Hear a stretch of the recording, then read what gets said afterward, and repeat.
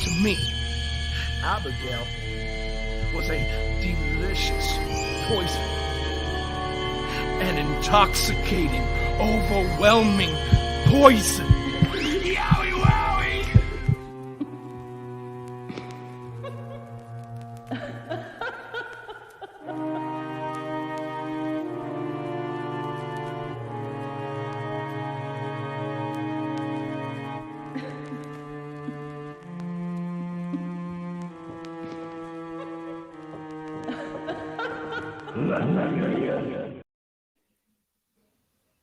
Holy monkey. Doesn't have the same juice behind it when I say Holy monkey! there you go. There you go. Welcome to the Insiders Podcast. How are you guys doing? You guys all right? Welcome everyone to Abby's window. Yeah, we're doing great. Dom, good to see you. Good to see everyone in the chat. We got a good crowd to start us out tonight. Let me do some intros real quick and then we'll get into the episode. So, uh, obviously, we have Dom with us. Dom, how are you this evening? Yeah, good man. I'm in my PJs. I've got my There you go. pajamas on. I'm ready for a wonderful stream. It's good to see you guys every week. Thank you all for being here. I know it's going to be a good episode, and you've got Jodie being patriotic in the England shirt as well. It's a good time. It's a good time. So yeah, I'm happy to be here, mate. Happy to be here. It's a good time indeed. And obviously, we can't do Abby's window without gotta have Abby. So, Jodie Gilly, Jodie, what's up? How are you today? Good. Came up on had a good morning watching, England beat the snot out of Iran. So yeah, that was an unbelievable score as well. Like that just we don't get those goals. We don't get those that amount of goals so often. Yeah. So I know, and you're just sitting there going, another one. Yeah, it was such a good game. They pulled that DJ Khaled. That's what they did. Another one. They did a DJ Khaled for I do feel bad for the goalkeeper for Iran, because I know he looked like he suffered a pretty massive concussion. Yeah. So yeah. Like I say, go on. I think they definitely need to work on their concussion protocols, because there's no way, as a healthcare professional, there's no way he should have been able to get back up and play for the short minute that he did, and then he said, "No, I'm done." Like, that shouldn't have even been an option. Yeah. Wow. Well, the World Cup is underway. I'm excited about it. I mean, listen. When we play England, when the U.S. plays England, we know what's going to happen. Like, we already know what's going to happen. I mean, do we? Do we know? I don't. Maybe. There's a small possibility. I'm holding on to it. Holding on to that small chance, but I don't know. We'll see what happens. But I wonder how many like revolutionary jokes and memes we're going to see. Yeah. Oh, we're going to see a ton. We're going to see a ton. So yeah, it's going to be exciting. I'm going to be glued to the screen. Like, I have allegiances to the US, friends over there, and obviously, here it's a massive thing. I mean, whatever you think of the ethics and morals behind it, it's for the 90 minutes of the game. That goes away, and the sort of pure joy that soccer, football can bring to people is wonderful. There's obviously a much wider conversation around whether it should be there, what should be going on in terms of whether Qatar should be holding the World Cup, but that's a wider conversation for a different time. But I think in terms of the beautiful game, the beauty of the game, when England face the US, I think it's going to bring a lot of people together, and that's what this is about, Exactly. Mm-hmm. Exactly. Yeah. Exactly. So, I'm excited, and we're gonna get started. I want to say hello to everyone that's joining us. I would love to go through and shout everyone out by name, but it would take us another 5 to 8 minutes to do that. So I'm just going to say welcome, everyone. Thank you all for joining us. We really appreciate you being here. And listen, like we said last week, and we say this every week, we want your participation. We want your interaction. Make comments, ask questions, come up with theories. Yeah. You do all of that because we want you to be engaged in the conversation. So with that being said, I know Jodie had like a hell of a weekend, by the way. I had quite the weekend, yeah. Yeah, I'm so excited to hear about it. I've been excited to see, like, seeing you guys, Jeff, Jodie, every week is an absolute pleasure. You know, it brightens my day. It's the reason why I get up at 11 o'clock at the night. You know, in my PJs to come on and do a stream with you guys. But you know, like I say, this is particularly exciting because on Twitter over the weekend, you know, I was at work and in my breaks checking Twitter, and I'm seeing people's like, you know, faces light up, loads of photos, not just you, Jodie, but people, the community, the wider Firefly community, and people from the Insiders community, like sharing their wonderful experiences. So like I've been super excited to come on this one. Yeah, this is going to be a lot of fun. So Jodie, I know the first stop on Jodie's weekend of fun, let's just go to Caleb's corner because you can talk a little bit more. Yeah, so my first stop was in Fort Wayne, Indiana, to see the Trans-Siberian Orchestra. That's a lovely like ensemble. The jacket, the I know, the waistcoat. He looks good, man. What a dapper dude. You know. Yeah. I would say this every single time. He's a sharp dressed man. You know. Yes, he is. So yeah, I scored front row tickets to Trans-Siberian Orchestra, and it was an amazing show. Caleb was obviously absolutely fantastic. He has the voice of an angel, and I loved it. It was freaking cold. Yeah. And it was like, it wasn't necessarily the cold, it was windy. Right. So it was that cold wind, and that was awful. But right. Yeah, just being able to be there and see him that close and see the whole band that close. It was such a good show. They at one point actually started dropping snow on people. Oh, like actual snow. I'm like, am I getting snow in my hair? But yeah, they were dropping actual snow. That's cool. I'm like, that is hella creative. I remember, Jodie, you weren't willing to tell us how you scored those front row tickets a week or so ago. You know, the dust has settled. You know, what happened? Did you, who did you have to, do whatever to? How did you get those tickets? You know, how did it happen? How did? You don't have if it's particularly X-rated, you don't have to tell that on the stream. What happens. In Caleb's corner stays in Caleb's corner, or perhaps other parts of the rooms. But yeah, like if you're willing to, that's cool. But you don't have to. One of my good friends, we had talked about going to see TSO, and she was not able to make it to this particular show. She was going to, and she bought the tickets. She paid for the tickets. Nice. That's beautiful. So it was actually through a friend as well. That's a nice bit of She's my Caleb travel buddy. So that's lovely. Yeah. We are going to, I was talking to her last night, and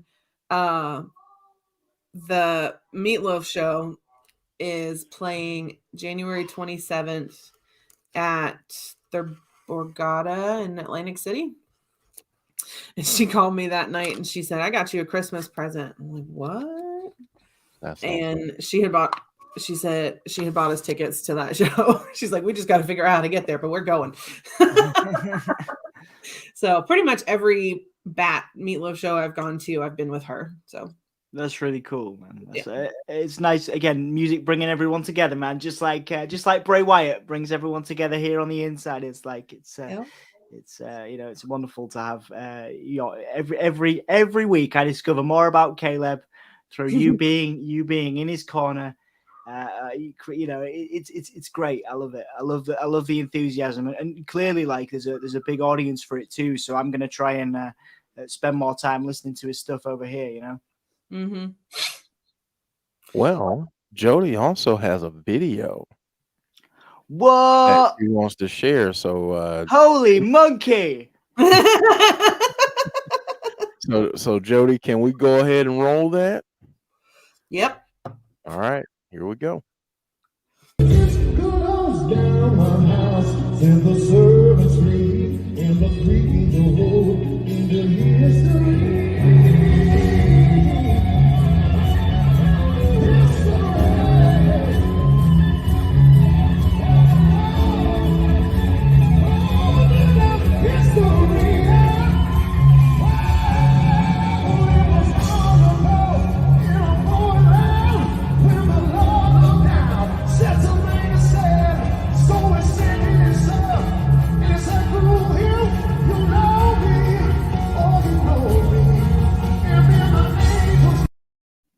Nice. There you go. Mega riffs. That was great. I loved it. That was awesome. I really enjoyed the guitar work, particularly. That was So awesome. 1 year ago, almost exactly, was the first time I ever heard him sing, and it was that song. Pretty much changed my life. So he is still on the road. Going to be on the road until the end of the year. Yeah, that is a mammoth tour. Yeah. That And is. on some of those dates, they're doing 2 shows in a day. So they're doing one at like 3:00 and then one at 8:00. Wow. I'm like, yo, there's something else. Yeah, that's intense. Yeah. Mm-hmm. Yep. Much respect for them for doing 2 shows back to back in the same city. Yeah. Same day. Like that can't be easy at all. Yeah, that's impressive. I've been since I met you. I've been a bit of a convert. Like I say, the stuff I've checked out. He's very, very talented. So I need to spend more time with the Trans-Siberian Orchestra for sure. Oh, TSO is amazing. That's Amazing. awesome. It's one of the best shows you'll ever see in your life. Like the lighting and it's insane. It's awesome.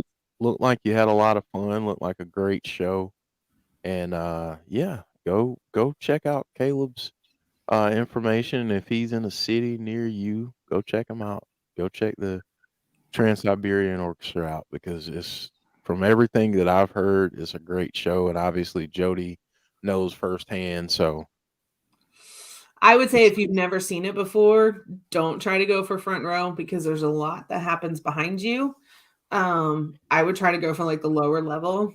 When you say that, what does that mean? Because that automatically piques my interest. So is there an interactive element to it? Or yeah, so there's like a big platform kind of like yeah. at the back of the floor seats, and 2 of the guitars go up there at one point and it starts circling around. Oh, nice.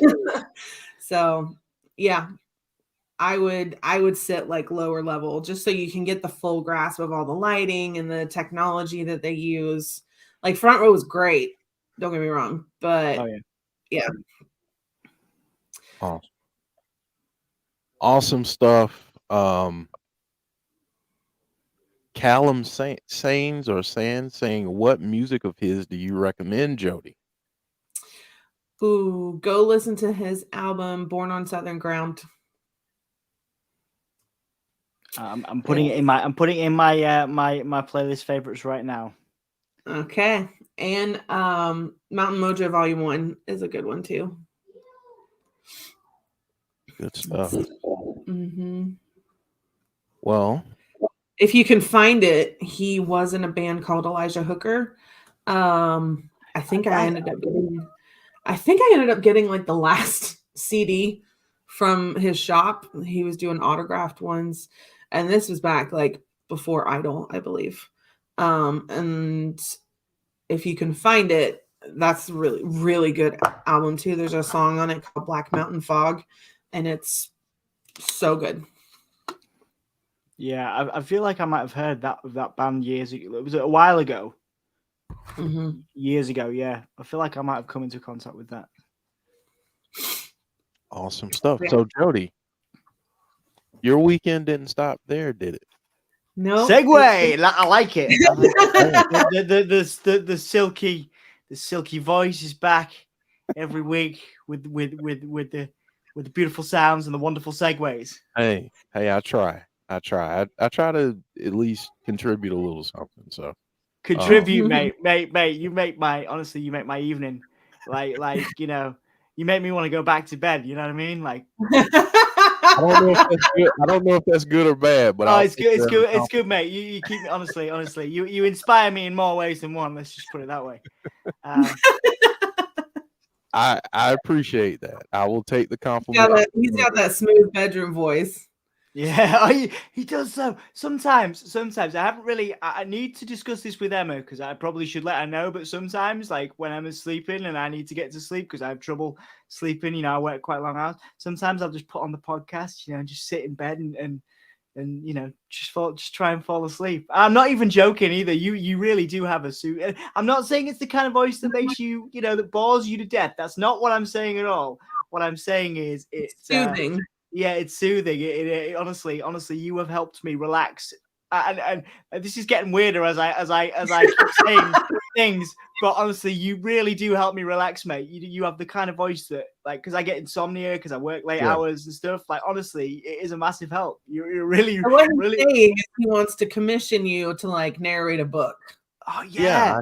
I should narrate a book or something and just record it for Dom. That's it. Just mate, honestly, see, people think I'm joking, but you honestly, it properly helps. It really does. You have one of those voices. I know that's your background too, which we're gonna do an interview on that, coming up in the next few days, and to me your background. But I know it. There's a reason you've done what you've done in your life because it is a wonderful, wonderful voice. Anyway, I'll stop getting excited, and we'll carry on with the podcast because we got to be professional. Let's go. Hey, that's right. That's right, and it helps me not, blush as much and be awkward down here in the bottom square. So, Jeffrey, I'm sorry. I'm so sorry, man. I'm just, honestly, I'm so sorry if that make you feel awkward, but I'm just paying you a compliment because it really is cool. It's a good voice. I greatly appreciate it. I'll have to tell you a joke when we get done. Something that one of my professors said in college. Okay. So yeah, I've had to kind of craft this voice over time because we'll talk about it. All right. Anyway. Okay. Man. All right. Anyway, so we talked about that meet and greet for a long time. And we hyped it up, and Jody got a chance to go to it. But a lot of people from our community, a lot of people that have stood by Bray for a long time got a chance to go see him. And that is awesome to see all the pictures, everything online about the meet and greet. So Jody put together a video. So we have another video. This one, this is done by Jody. So Jody put together a video that Jody, is it okay if we go ahead and show that now? Mm-hmm. All right. So we're going to show this video now. And on the other side of this video, we'll talk a little bit about the meet and greet. And then we're going to get into some stuff because Friday night was very eventful. Let's just say. Let's just say it was very eventful. But indeed. Here's the video. Great stuff. That's lovely. That's so nice. It was great because there's so many people. Again, so many people that we have all, I guess, the insiders community have come to know. Like outside of you, Jody and Jeff, it's just so cool. And also the music was nice too. I was sitting there having a little vibe to myself. Yeah, great work by Jody putting that together. It was really cool to obviously spend time with Brittany again, and meet some people from the community and spend some time with them. it was just a great experience. He's a wonderful human being. Yeah. I think that because you put a call out on Twitter, didn't you, for footage and for pictures and stuff. So like, I thought that was really nice that people obviously engage with you on that. That's one of the coolest things, I guess, about this whole community is that, you know, we're all kind of together and everybody feels like welcome and stuff. So it's brilliant. I love it. Yeah, it's great. I mean, honestly, I got so much joy in seeing everyone's pictures and seeing how happy everyone was. It just brought me so much joy, and I just want to shout out everyone that was able to go and meet Wyndham. That was awesome. I mean, that's tremendous that you guys got a chance to do that, and yeah, I mean, that is it's great. So thank you for putting that together, Jodie. That's awesome. So my personal story with meeting him, Brittany was right behind me in the line, so she was taking some pictures and stuff. So walked up to him and he gave me a hug and he whispered me something that I won't repeat. And yeah, just gave him a big old hug, took pictures with him, and then we moved over to the table for him to sign autographs and stuff. And he was like, "It feels weird signing autographs for you."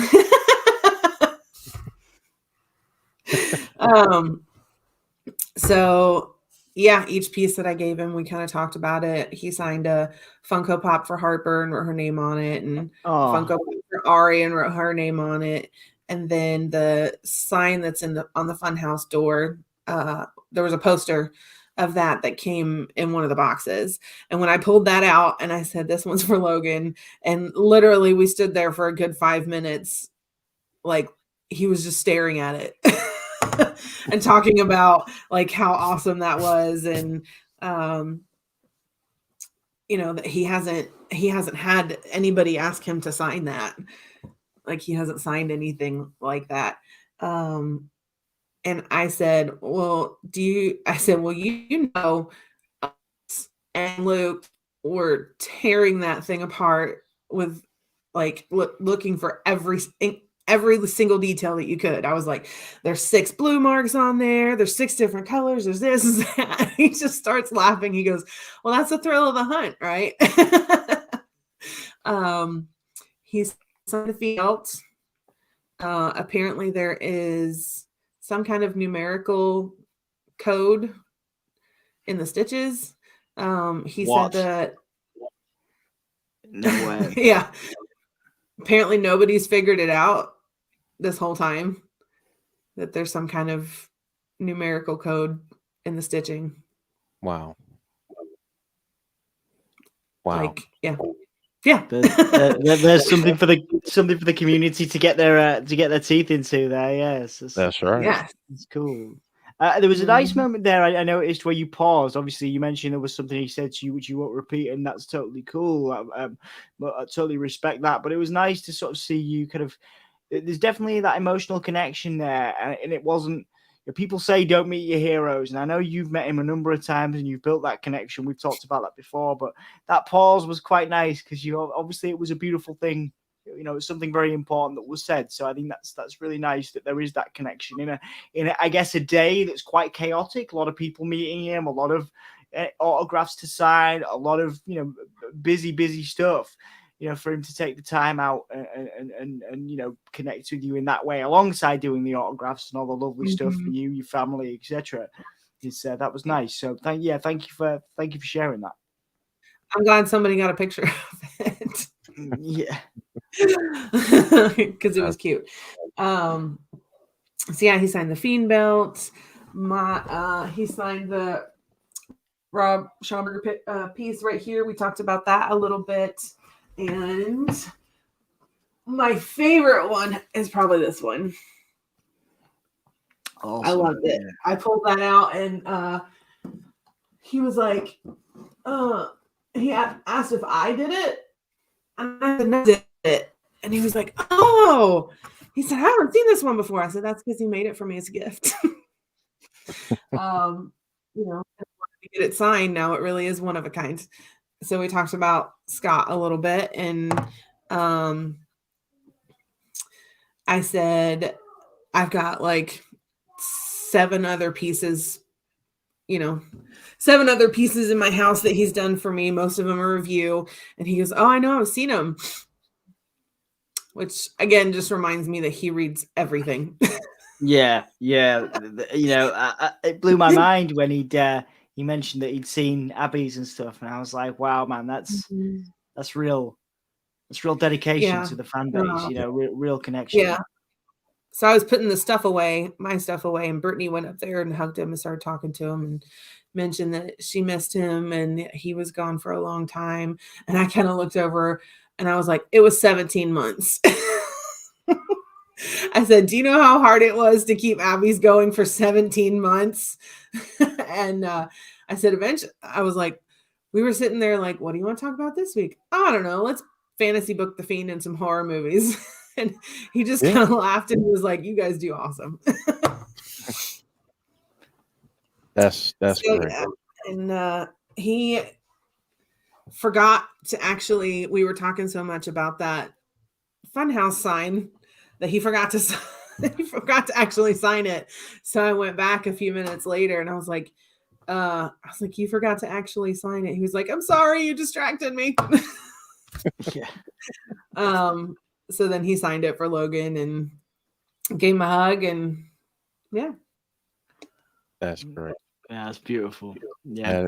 That is so awesome. And I am so happy for everyone that got a chance to go. And you got to see him after some interesting things happened on Friday night. Mm-hmm. I know a lot of people are asking about the knee brace. The knee brace, yeah. He was not wearing that. And he walked around a lot. I mean, when he was walking in, he had to walk down a really, really long outside corridor to get to the mall. So I'm actually starting to think it might actually be part of his costume. Okay. That's interesting. Yeah, that's interesting. That is. Could be a layer to that. Everything has a reason to be there. Yes. I'd have to go back and look, but I don't know if he wears it in his backstage pieces. I guess we wouldn't know because we don't really see it. So I'm wondering if it's like part of Wyndham's character, so that maybe other people that are trying to attack him think he's weak. That's a good. But he was not wearing it. He was not wearing it on your day. All right.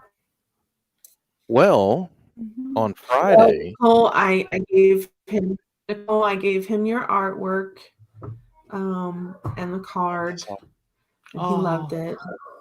That's awesome. He said, "You guys don't have to give me stuff." I said, "Well, we're going to anyway." That's beautiful, though. What a beautiful thing, Again, a bit of connection there from the fan base directly to him, And like I say, at any time, Wyndham could be one of the people that are in here watching, and joining the community. You know what I mean? So I think that's a beautiful thing that is a testament. I said, I think earlier on, if you've got a platform to use it well and to use it, to support others, I think is a wonderful thing, because again, he could be a very different person that doesn't have that connection and uses his platform for other things, So it's beautiful, I think. Yeah, absolutely. Well, Friday we got these two guys again, and they came face to face. Bray was apologizing, which I found interesting. He was apologizing, and LA. Go ahead. I'm sorry. I don't find. I kind of expected. You expected that. Yep. Okay. Well, LA Knight smacks Bray not once but twice. Yeah. Which I thought was very interesting. And then Dom, we were talking about this photo, Yes, that oh man, like everything about this was we've all watched. Certainly for me, I've watched Bray for years, as you guys will have done, and I've never seen a look like that. That was like that must have been thought about.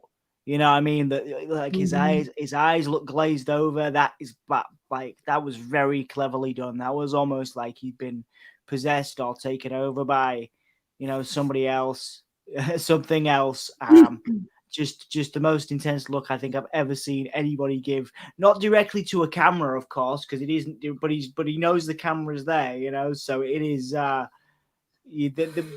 was very cleverly done, because I guess we're supposed to believe he's being taken over or being influenced by something else, or just trying to contain his anger. And I think that was all very well done in that one look. Just one look, and the power. What do they say? If looks could kill, right? Yes. Yeah. Yes. If looks could kill, that man would have sent daggers through LA Knight. He definitely would have. And so we got LA Knight.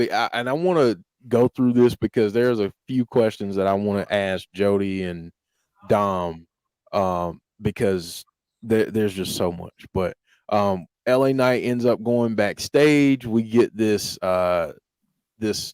figure behind with a mask. There's a little bit closer shot of the mask. We see him backstage behind the Usos and Karrion Kross and Scarlett, and you see him. He looks like he's just in intense conversation with someone potentially. And then after all of that, we get the carnage. LA Knight is out. He is LA Knight's dead. Yeah. He is out. So I guess my question for you two, in the chat as well, what did you two, and we'll start with Jodie on this one, what did you make of the interaction between him and LA Knight and that death stare that he gave?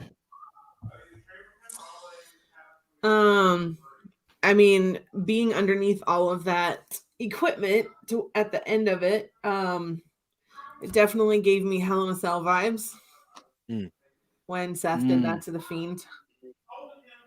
That's an interesting point, yeah. Yeah, got lots of some vibes from that, and I loved. I here's what I'm thinking with all of it. There are 3 very distinct characters. When Bray is in the ring, and this is why I say maybe the knee brace is part of the costume, the outfit, and why I expected him to apologize, because he was in the ring. The Bray that's in the ring is, I don't want to say emotional, but he's,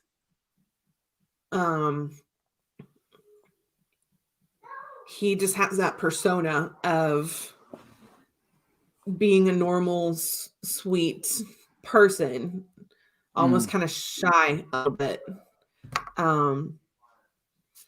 So that's kind of like the nice side, you know what I mean? And then the one that's backstage is the angry side. So every time we've seen him in a backstage segment, he's done something, he does something or says something not very nice. And even the way they said the same things. Do you remember that promo where he was like, I'm going to do horrible things backstage? And then the next time we saw him, he was in the ring and he said something like, I'm going to do amazing things. Like they looked at that totally differently. It's like good and evil. And the person in the ring is good. And the person backstage is evil. And then you've got Uncle Howdy, who I think is the bridge between the two. So I think when he slapped him and he started getting that look, that was Uncle Howdy kind of going, do it. Just snap, do it. So, and then backstage, I think he was arguing with himself. Yeah, I was thinking that. Yeah. Mm-hmm. And that was going to be Like, my next question: is that was he? You think he was arguing or talking to himself? There Yeah. was a small moment in that too where it looked like he was that part when he was backstage before, and we thought it looked like he was about to rip his mask off, Mm-hmm. like on his face. There's a moment that he does that in this too. So I think that's actually going to mean something going forward. Now let me But let yeah, me I do ask think he's arguing with himself. Yeah. let me ask you both this. We'll go to Dom first and then Jody.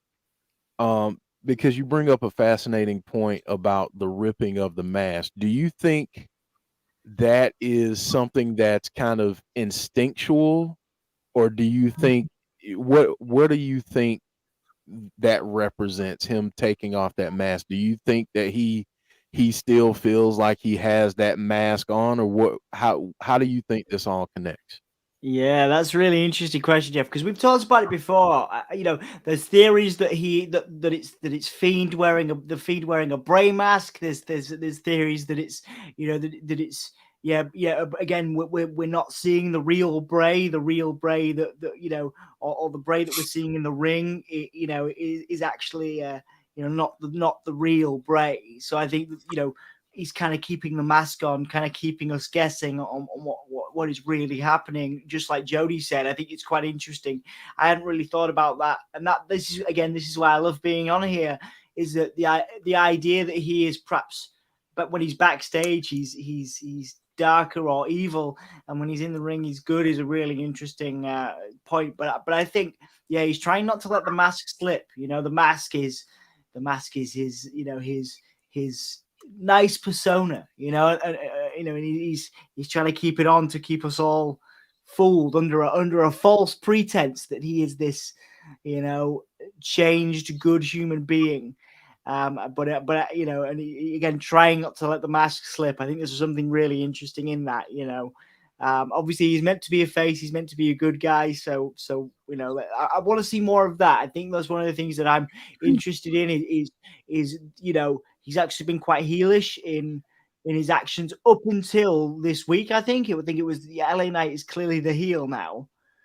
Except Bray did bury him under a whole barrage of backstage stuff. So Bray might have actually killed LA Knight. So I'm not entirely sure that is actually that he looks particularly face-ish here. But I think it's the most good he has looked in terms of a feud. LA Knight I guess is the clear heel. But yeah, so it's the mask simulation is very clever, a very intricate, very clever detail. And I wouldn't have picked up on the fact that he'd done that because obviously the camera was, he was in the background there. Right. I wouldn't have picked up on that, Jody. So very, very good, very cool spot. I think he's trying not to let the mask slip. Whether that's a good mask or a bad mask, I think there's something really interesting in that.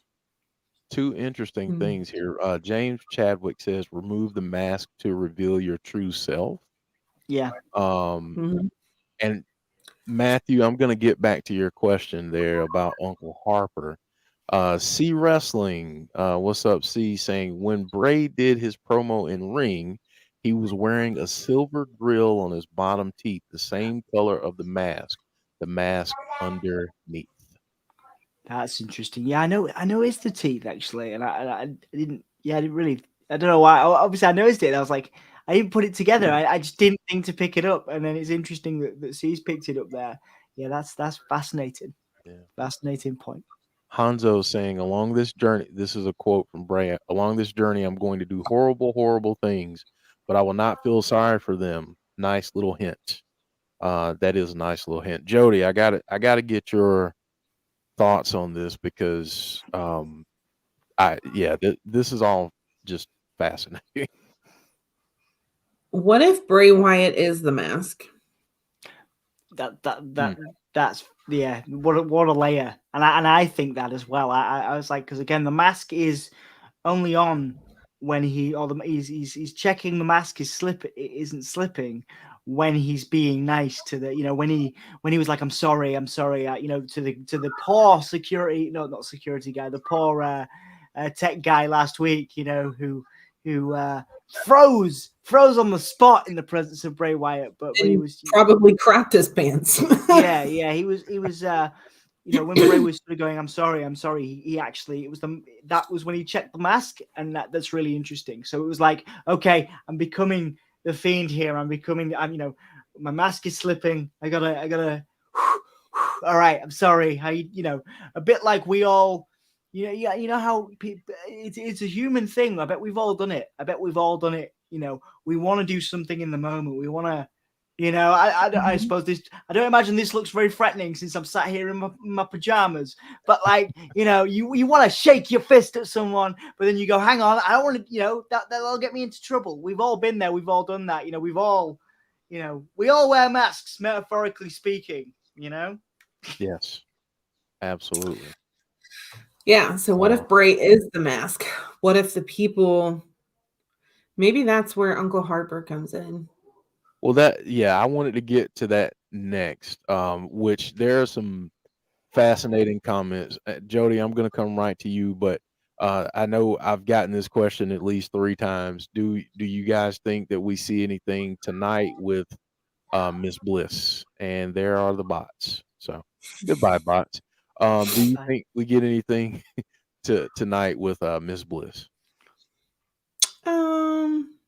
Maybe. I think it's possible. Yeah.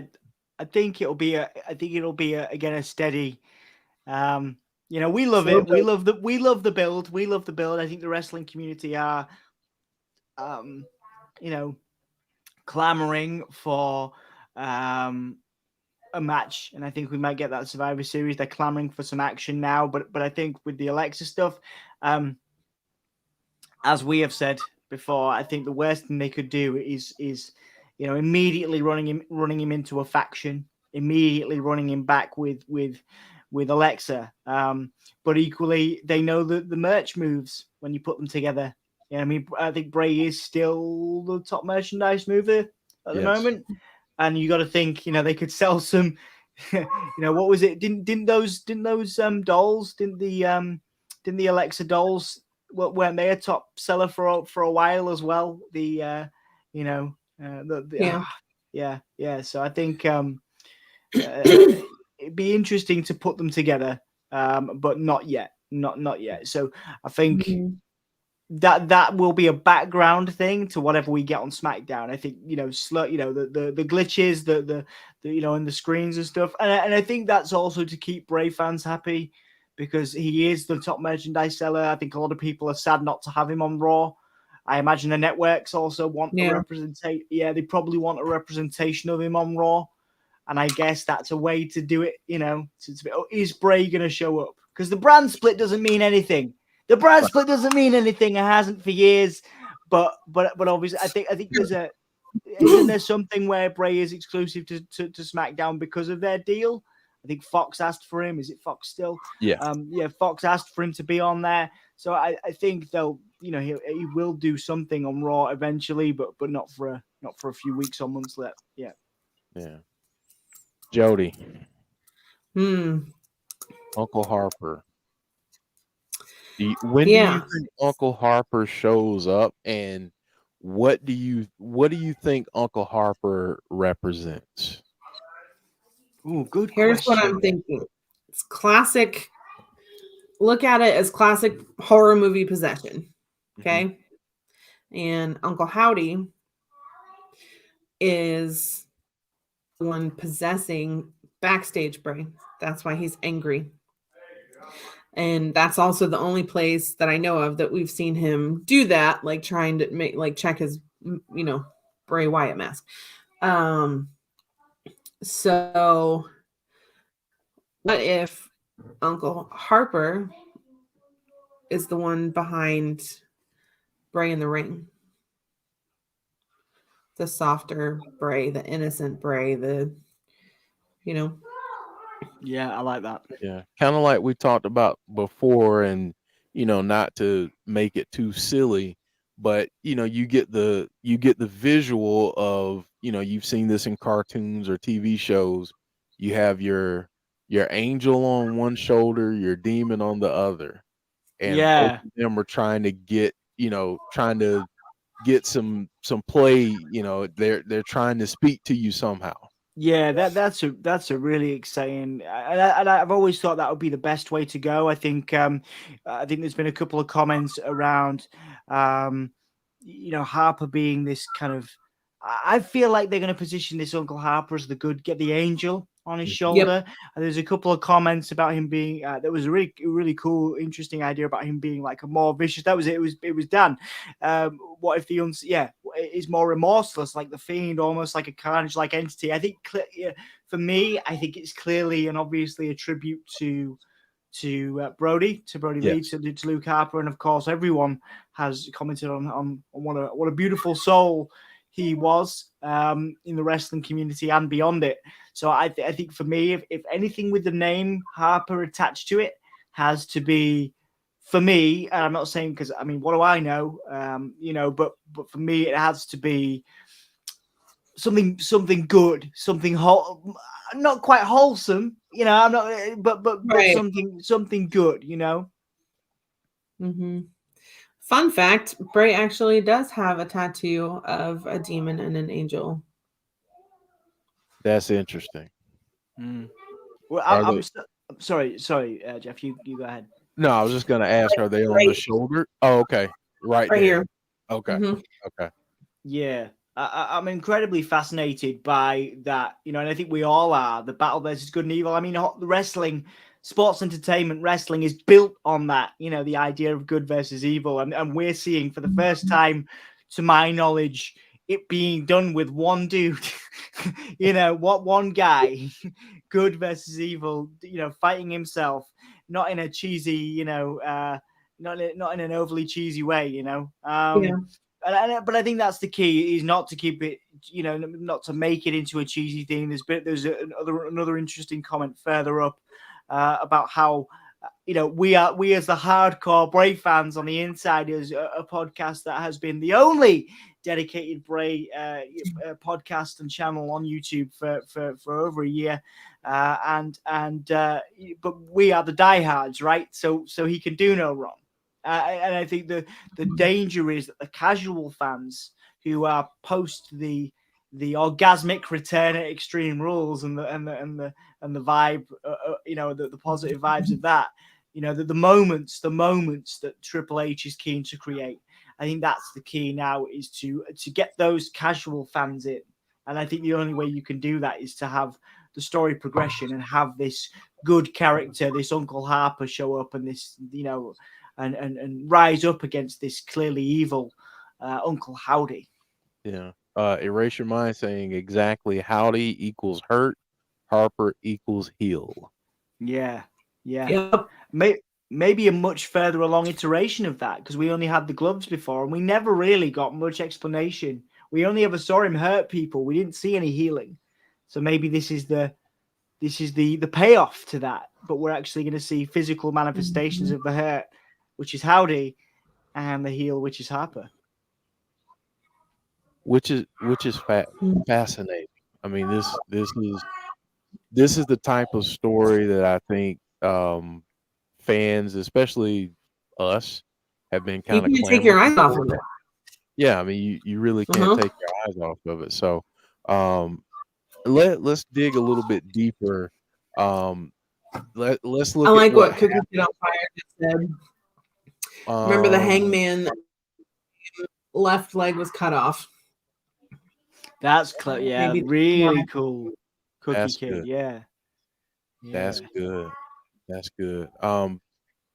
Let's talk about this particular feud. If we, because LA Knight has, again, LA Knight slapped Bray twice. So silly boy. Silly, yeah. I mean, silly, because when you do that, you end up like this. So, two questions here. I'm gonna start off with Jodie. And is everyone okay with doing a little bit of Abby's overtime? Yeah, I'm cool. I am. Yeah. Okay. So couple questions here. One, who did this to LA Knight? And two, who do we think we're going to see against LA Knight if these two end up squaring off in the ring? And we'll start with Jodie. I think Backstage Bray did it. That's the name I have to give him now. You've got in-ring Bray and Backstage Bray. I think Backstage Bray did it. You think Backstage Bray did it? Yeah. I think that look in the ring was Uncle Howdy taking over. And then you saw the you saw the mask. The mask that he wears, that he wore on his return. You saw that mask like in the doorway in the darkness So let me ask you that to that point. Is this the same mask or does that look different? Yeah, that's a good question. A little different. Because to me, the face the looks smile looks a little different. And the face looks a little bit more round than what the initial one was. Well, the initial one was more rough, like stone. Pointy. Right, like pointy as well, I think.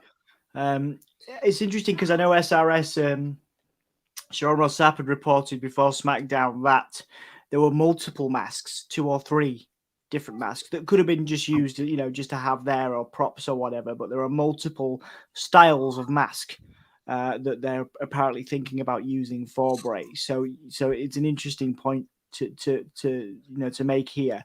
We might have different masks for different feuds, different masks for different moments, different moods. Again, we talked a few weeks ago, I think just before the return, which now seems a world away.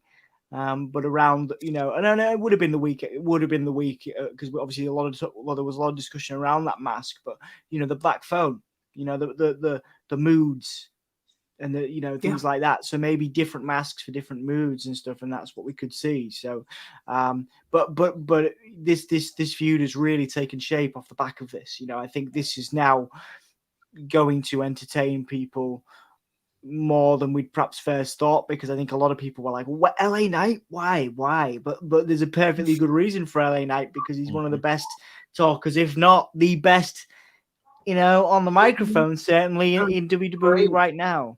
So, yeah, he's great. So, it brings up a question too, like that mask that we saw at Extreme Rules. Who is that?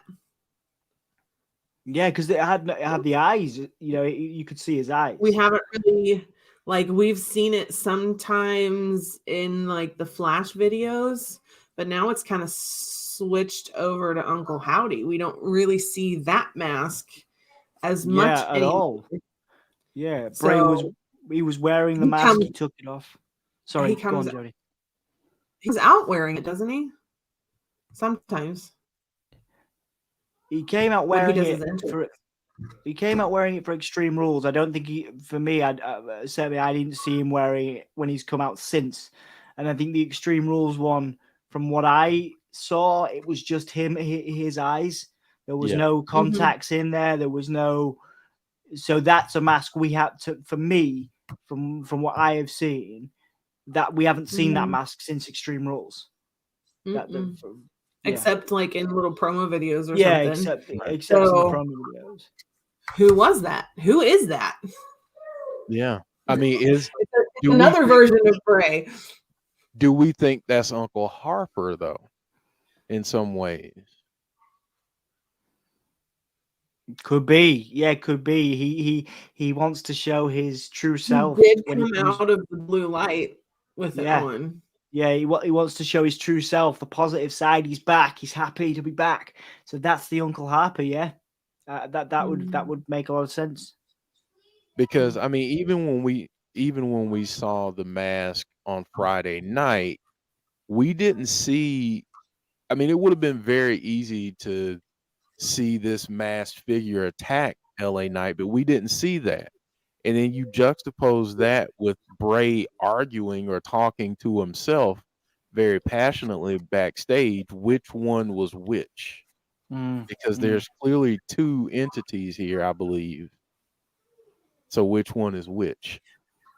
What if the argument that he was having backstage with himself was because whatever entity it was, Uncle Howdy or something darker, was telling him to go do it? Yeah, He was that's arguing because he didn't want to do it.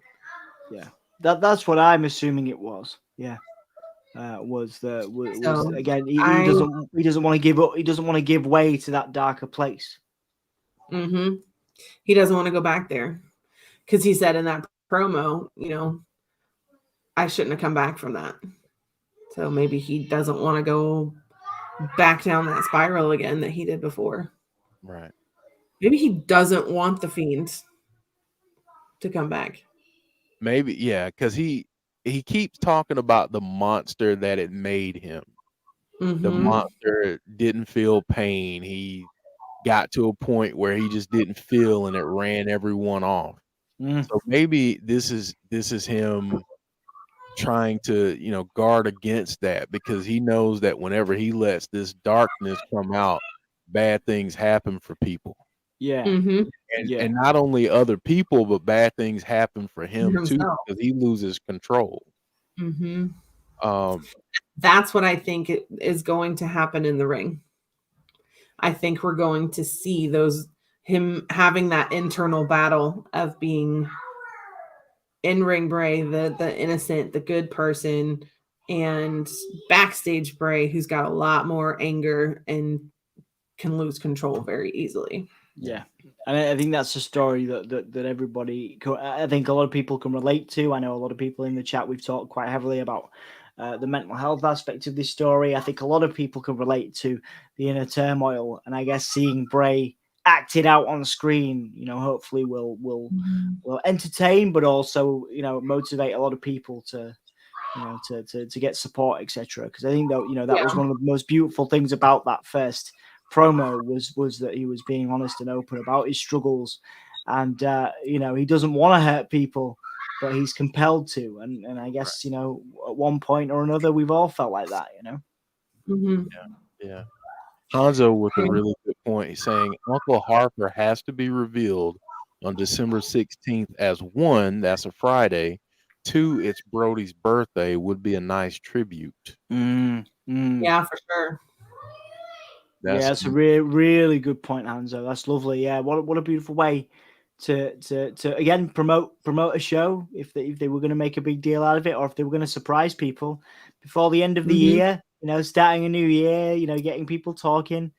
It's a brilliant idea. Zambi saying, what if Uncle Harper isn't actually the good one, but is the puppet master and sort of framing Howdy? That's an interesting thought. I like that too. I think there's a lot of pieces involved, and I honestly don't know which way it's all gonna go.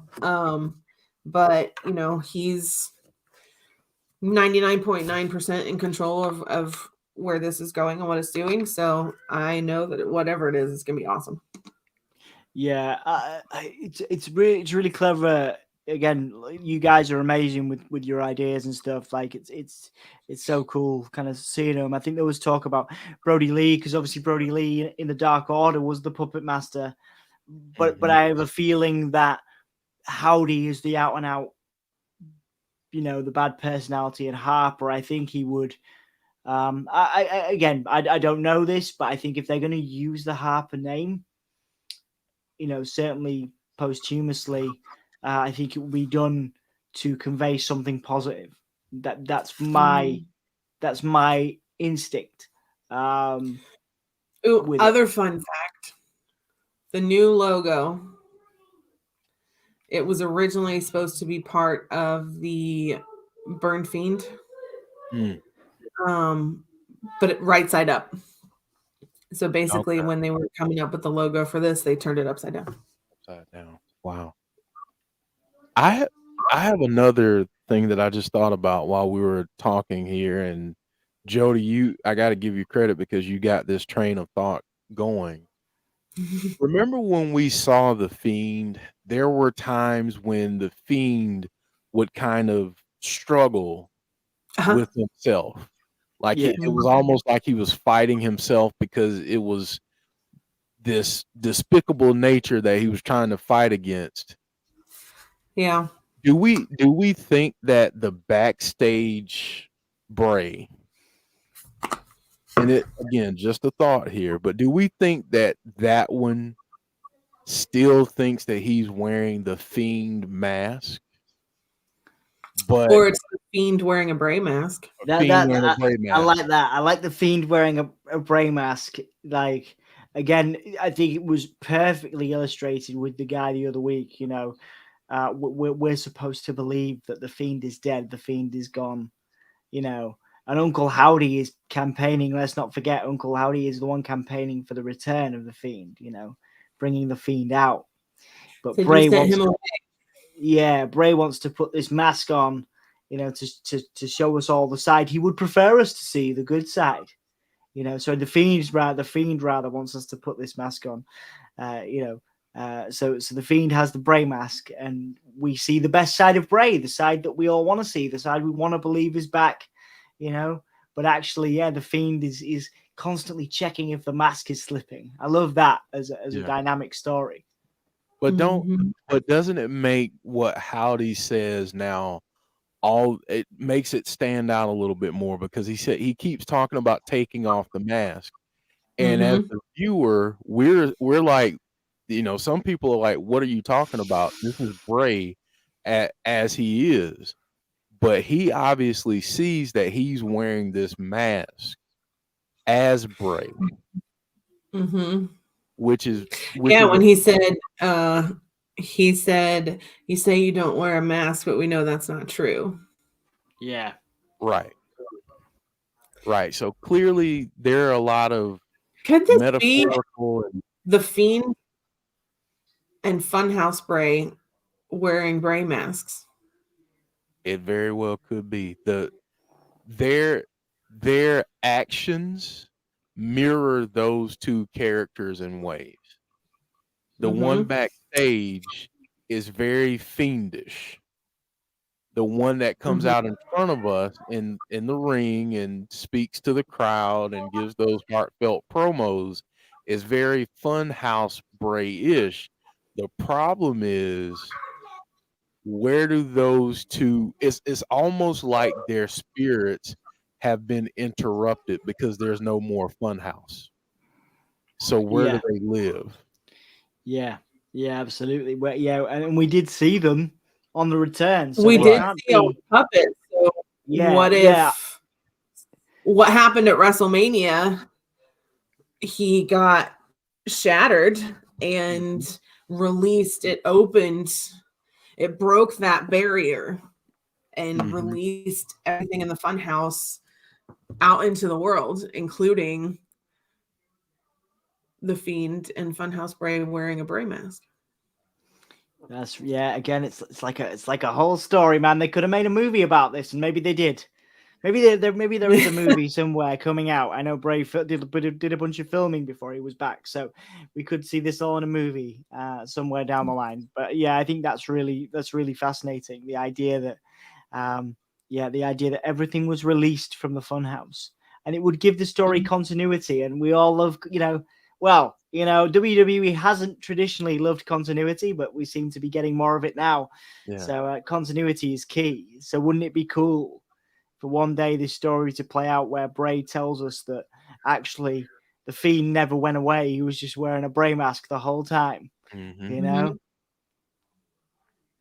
So, I mean, it's honestly, it's such a fascinating story because there's so many layers.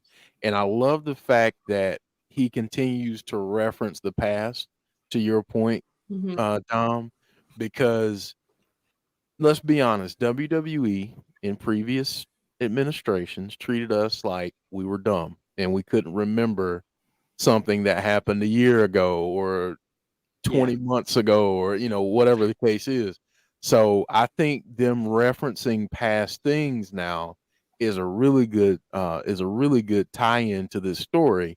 And last thing, because I know you got a comment, Dom, but last thing I'll say is this: WWE, if you really want to use my idea, film a Peacock special and let this character do like a 1 hour special.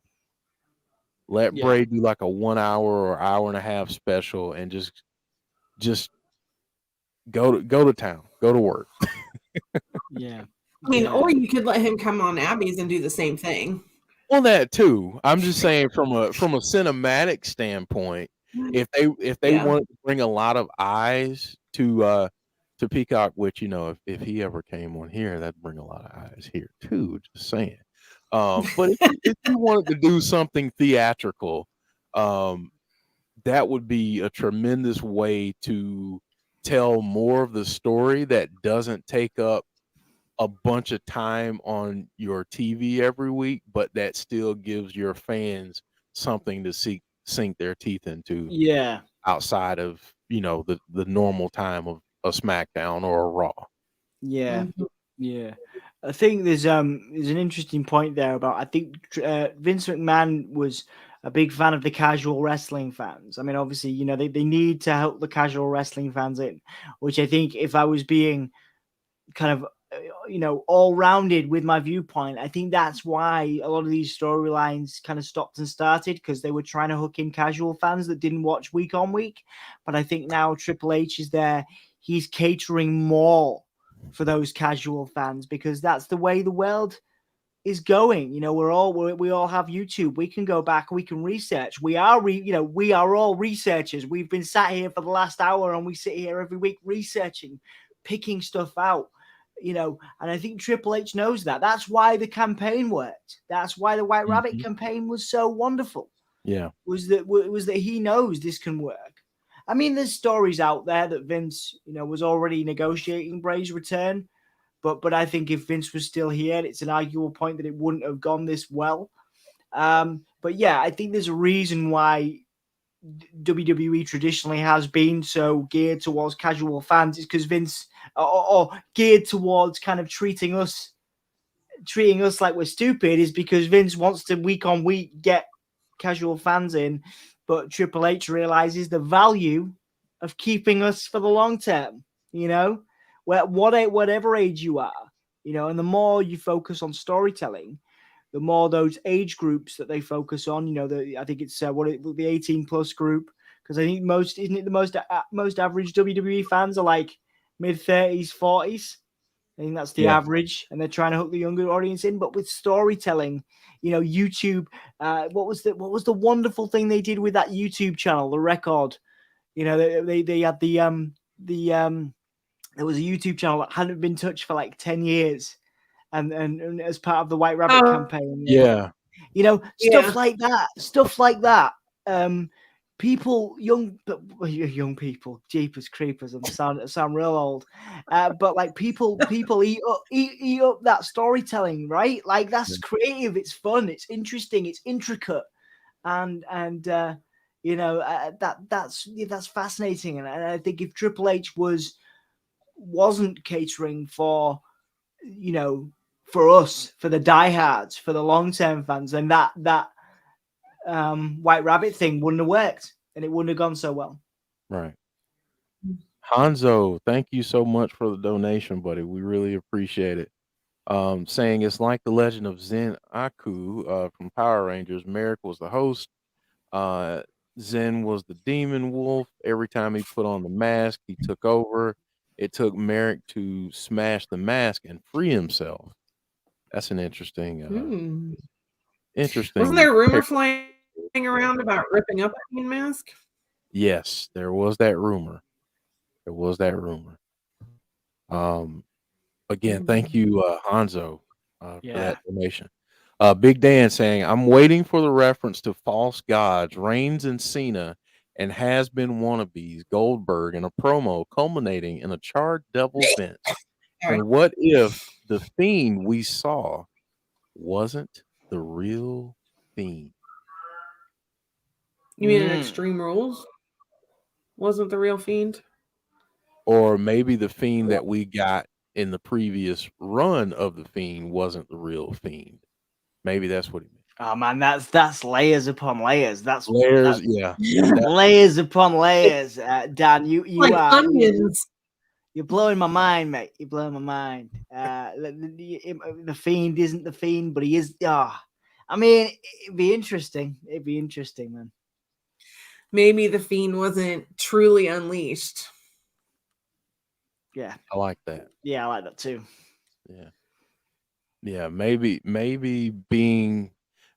having, kind of going back to this point that we talked about earlier, maybe having the fun house in existence almost limited the powers of the Fiend in a way, kept the Fiend in check, so to speak. But now that the fun house is not, it's not something that we're seeing all the time. It's not, we've seen it kind of gone away. We saw, what we saw at Extreme Rules. Maybe now he's extremely powerful and reaching his peak powers. What do we think about that? I mean, we did refer to the Funhouse as a prison. Yes. Yeah. So that would definitely make sense. I think the prison metaphor for the Funhouse really tracks. I think it's a clever idea. It's been discussed before. Actually, this place that was supposed to represent, Bray's happy place was actually, there were much darker layers. We talk about layers. I think there was layers to that, and actually it could have been a prison for him, and that's what he's talking about now. That's why he's escaping. Yeah. Mm-hmm.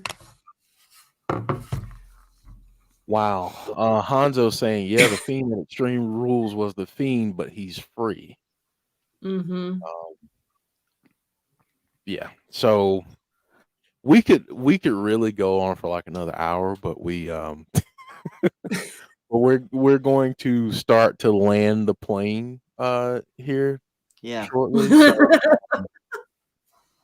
So, like I said, we could go on for a while. So a couple rapid fire questions. And we'll start with Dom and then go to Jodie.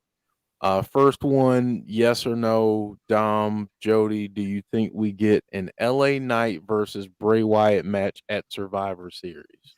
Yes. I think there's people talking about it for SmackDown in the comments, and while that'd be an arguable thing, I still think there's legs in this feud. I still think there's something, there's a week till Survivor Series. I think they can certainly stretch it out for another week, and I think it would be foolish, because what would then Bray do at Survivor Series? So I think they've got to have him at Survivor Series. Make a strike. He's got to strike. If he's not in a match, he has to strike. He has to hit a Sister Abigail or whatever. And I think to not have him at Survivor Series, which I think we've talked about, is still one of the big 4 pay-per-views. So I think you got to have him there. So I think, yeah, you have him face LA Knight at Survivor Series. Jodie, what do you think? Yeah, I think so too. Kind of along the same lines. If they don't have an official match, they need to have some action. Kind of, big action. Okay. Hanzo has an interesting point, and it leads into my next question. Hanzo says, yes, LA Knight wins, which sets up the rematch, and we get Uncle Howdy / Harper. All right, so here's the question that I want to ask. Does Bray need a win? Yes. In this initial feud, does he need a win? Yeah. This isn't. People are losing their minds on Twitter because the Bucks lost their return on AEW, right? But that was done by nefarious means. There was a hammer used, to the Elite, Kenny Omega and the Bucks lost. You can't do that here. You can't do that here. You can't have LA Knight use a chair and knock out Bray and win, because I'm going to annoy some AEW fans here, but for me, as much as I like Kenny Omega and I like the Bucks, Bray Wyatt is a bigger deal and a more interesting performer. I'm just saying that, for me personally. And I think, obviously that on AEW, that's now played into a longer term, thing where they're going to have like a best of 7 match, or whatever. There's a reason for that loss. You could not justify LA Knight coming out of Survivor Series with a win. What does that do for the returning Bray Wyatt, the biggest merchandise mover? Right. What does that do? If they're gonna elongate the feud, that's fine. But I'd rather them just have a blow up. I mean, probably not really. If I'm thinking about booking, but if they were gonna, have a rematch, and LA Knight was like, I want another crack, and have him do something on SmackDown the week after, But you cannot give LA Knight the win here because he looks strong either way. Like, he looks strong either way. This is effectively for LA Knight, who, let's not forget, is coming off Maximum Male Models. He's in a main event. He's in a feud with a main eventer. He's with a bona fide main eventer. So let's, LA Knight is going to look strong either way here. But for me, you cannot give that win to. Well, and I think furthering the storyline would be easier if Bray won. Yeah. Because then you could have LA Knight say something like, "This isn't over." Yes. Yeah. Whereas if it was the other way around, Bray would have to say that. I think it just fits better for LA Knight to say it. Gotcha. Especially if, he wrestles kind of like he did with Braun Strowman, like wrestling as Bray, and then coming out as the Fiend and wrestling that way. And so I think if he wins as in-ring Bray, then maybe LA Knight says, I don't want that version of you. I want the worst you can bring me. Yeah. And then he has to bring out his inner anger, fiendish like character. Yeah, which we've never seen from LA Knight. And I guess that's the dynamic of this post Triple H, post Vince McMahon Bray. They had the the slight changes in character, but obviously they weren't well received. What if we get more aggressive LA Knight? What if we get a main event level LA Knight off the back of this push, off the back of this match, and it actually, even in defeat, changes him and turns him into a bona fide main eventer, handled by Triple H. I think that excites me way more. LA Knight handled by Triple H handles me way more than Maximum Male Models. What was it? Max Dupree, as he was known. This could launch LA Knight's main event career in WWE. I think potentially. Now, let me ask you this: since we're talking about that, start with Jodie on this one. Is Bray impressed after their encounter and recruits LA Knight to help him hone his darkness? I think that's possible, because it did sound like when he first started talking to him, he was trying to recruit him at first, and LA Knight was having none of it. And I think that's possible, maybe a little bit further down the line. I don't think this is going to be a one-off feud. Maybe that adds to the thickness of the story. Like, I can help you. Yeah. Once LA Knight sees that really dark side of him, he can go, I can help you unleash that in yourself. Yeah. I don't think again, definitely down the line. Definitely if they reconnected down the line. I mean, God knows they had the Wyatt family reconnect, year after year. If there is a faction in the future, then recruiting LA Knight would be a good idea, but it's not something I want soon because there's more to this singles competitor face Bray that I've not seen that before. You know, we've What seen. if it's not a faction necessarily? It's more just like Bray being in his corner, encouraging him to unleash his darkness. Yeah. Like like not a manager, but like almost like a coach. yeah. Yeah, almost. Coach Bray. They're not together like in a tag team or anything like that, but you know, like a Paul Heyman. Coach Bray. Yeah, interesting. Yeah, and he's, you know, maybe he comes out and stands by the side of the ring for one of his matches and like encourages him to embrace that inner darkness. Yeah. As opposed to being a faction. You know, I know this isn't the character or the forum to say keep it simple, but I think the more we can, you know, the more we can, even though there'll always be layers to it, you know, that we can explore off TV.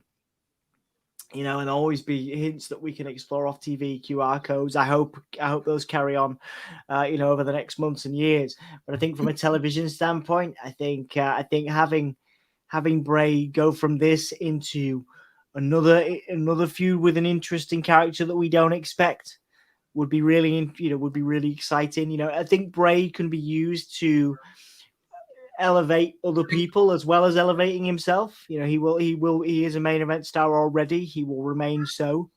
You know, I think he can be used on this return to elevate other people. So yeah, maybe he, you know, I mean, I'm trying to think of another person. That's a good question for the chat, even though I know we're finishing up. But like, yeah, like who else? Because LA Knight was a complete left of field pick, right? Like none of us expected that. Who's another interesting character you'd like to see him square off with? That's fascinating. I'm trying to think, because I would never have gone with LA Knight, you know. Yeah. And I guess the next. What about Baron Corbin? Ooh, that's interesting. Yeah, oh, he's with JBL now. Yeah, JBL right now. Yeah, and you know how the Fiend feels about legends. Yeah, it's true. Nightshade saying Dexter Loomis. The next build would be the Rumble, and I think Isaac brought up like who would you want to see him go up against that during the Rumble time. I want him in the Rumble. You want him in the Rumble? Yeah, I don't. But I know what you're saying. I mean, it would be a great moment, wouldn't it be a great moment? But I think they're gonna have Cody win. Yeah. So, but that might be a good way to set up a feud if Cody wins by beating Bray. Yeah, but then I also think this is the thing. You know, WWE could easily put themselves into a corner with this because. If you put Bray against Cody, do you have Bray win? Because that doesn't. I think you have Cody win then. Because again, Cody is he's the golden boy, isn't he? The guy that shunned AEW for WWE. So I think you keep. Yeah, I think Bray that in the Rumble happening at some point. Oh, absolutely. Some point, yeah. Mm-hmm. Some point. Maybe Cody does hand Bray his first loss. But I don't want that to happen for another few months, you know. I'm just trying to buy Bray some time on the top of the card, you know, while we're all living this fever dream of his return. You know? So I think I want some more interesting feuds that we've never seen before. You know, when Bray comes out. Go on. Drew. Cross Drew. Yeah, Drew, there you go. I really want Drew. Him and Drew. Drew is a heel. Oh, yeah. Drew is a heel. Yeah. Yeah, I really want to see him and Drew. I wouldn't mind seeing him in another feud with Seth. Because they learn like poetry together. Yeah, Seth wanted that to happen as well. Yeah, Seth wanted that, didn't he? So that's really, that'd be really cool. I'll tell you someone else, and this might be a little out of left field. What about Kevin Owens? They did that, didn't they? They I did like Bray. that They too. did the Fiend and Kevin very briefly. Very briefly. Very briefly they did it. But I'd love to see them kind of stretch it out and see what they could get out of it. Yeah. I think that might be kind of interesting to see what they do with that. I'm trying to think of someone else on the SmackDown roster. Bonker saying Edge. That would be interesting. That would be Ooh, really fun. That would Yeah, be really that'd fun. be Yeah. that'd be a lot of fun. they have some Lot of good fun. chemistry too. Mm-hmm. Yeah. That's cool. I would take my money, Bray and Yeah. Edge. You know, Yeah. but the thing we got to remember is that they're really pushing him as the face of the face of SmackDown, but all these guys. You know, Edge, you could certainly turn heel pretty easily. Drew, you know, I think Drew's turning heel has been like building for a long time. Owens is another one. Owens is another one where like you could easily turn him heel, but he's due a face run, and he's so over now, you know. So, but I think Edge would be really interesting if you're going to do it. Yeah. Yeah, I think that would be. Yeah, Erase Your Mind saying the promos between Bray and Edge, sign me up. Yeah. For Oh real. hell yeah. Absolutely. For real. Absolutely. Last one, and this is going to be another one. Sheamus and Gunther says Hanzo. Ooh. Ooh. Yeah. Bray versus Sheamus? Gunther. Yeah, Bray That versus too. Sheamus. Yeah. See, Bray versus Gunther be cool. If anybody goes back, Progress, I think it was, or no, what was the WWE territory for a while? And they had Darby Allin was there. Yeah. Like purple branding, I think it was. I think it might have been. Yeah, but Gunther's whole thing with Darby was, that he looked like, he didn't take wrestling seriously. He was a clown, Right. and he didn't, wrestling is pure, and you are making a mockery of it with your makeup and also killer matches, by the way, if anybody wants to go watch Walter versus Darby Allin. But wouldn't it be fascinating to see Bray and Gunther? I'm not allowed to say Walter now, am I? It's Walter. Yes, it is Walter. It was Evolve. Thank you, very Kitty. Yeah, Evolve.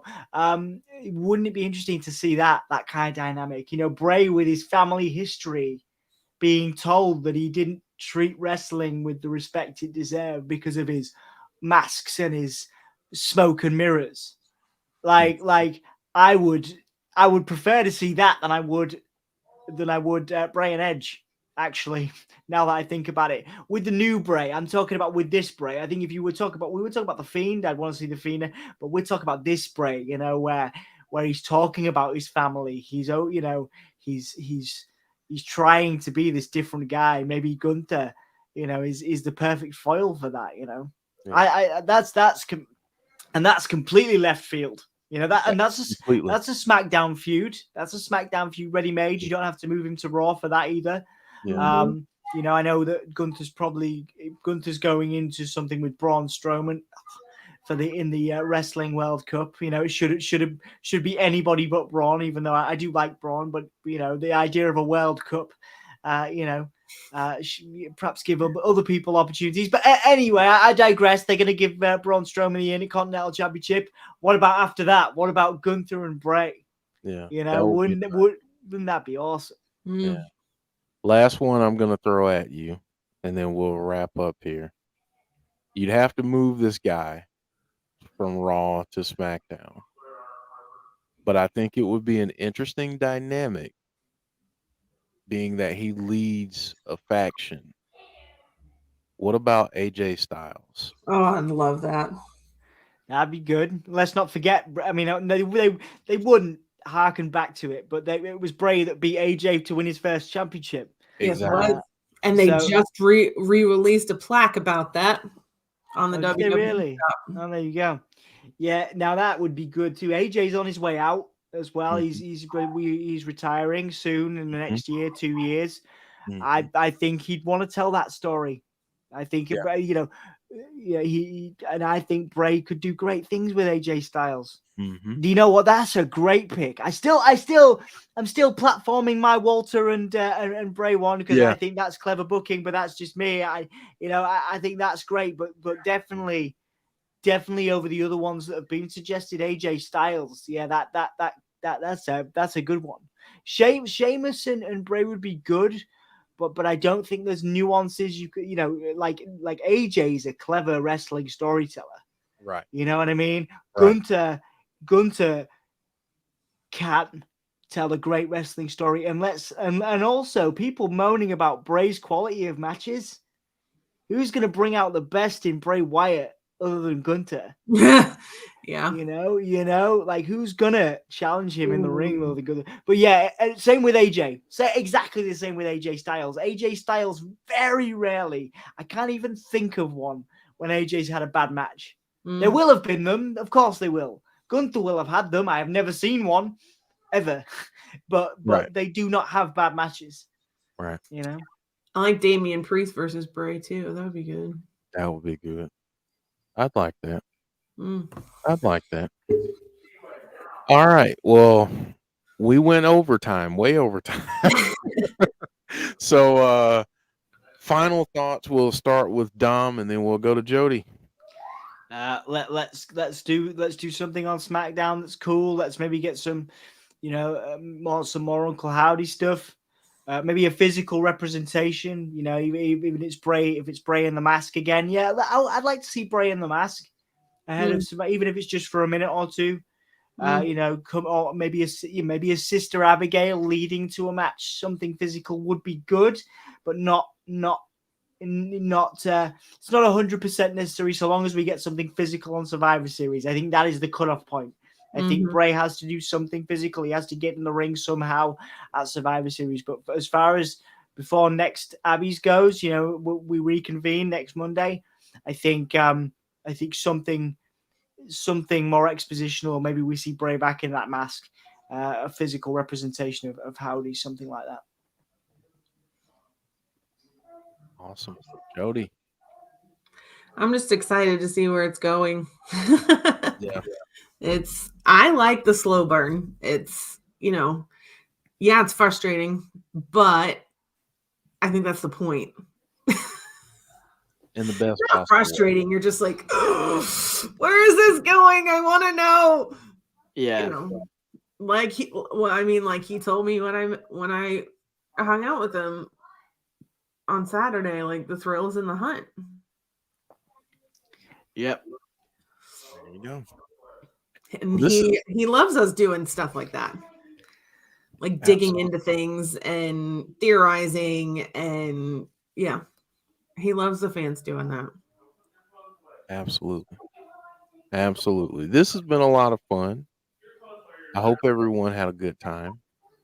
We had a lot of people stick with us for the whole extra 40 minutes. So thank you guys all. are awesome.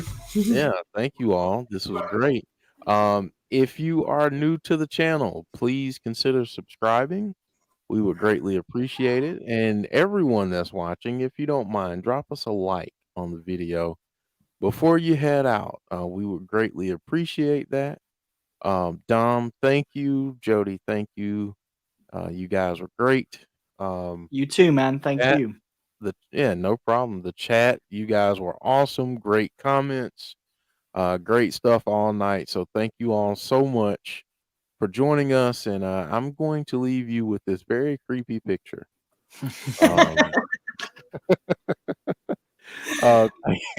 Thank you all so much for joining us.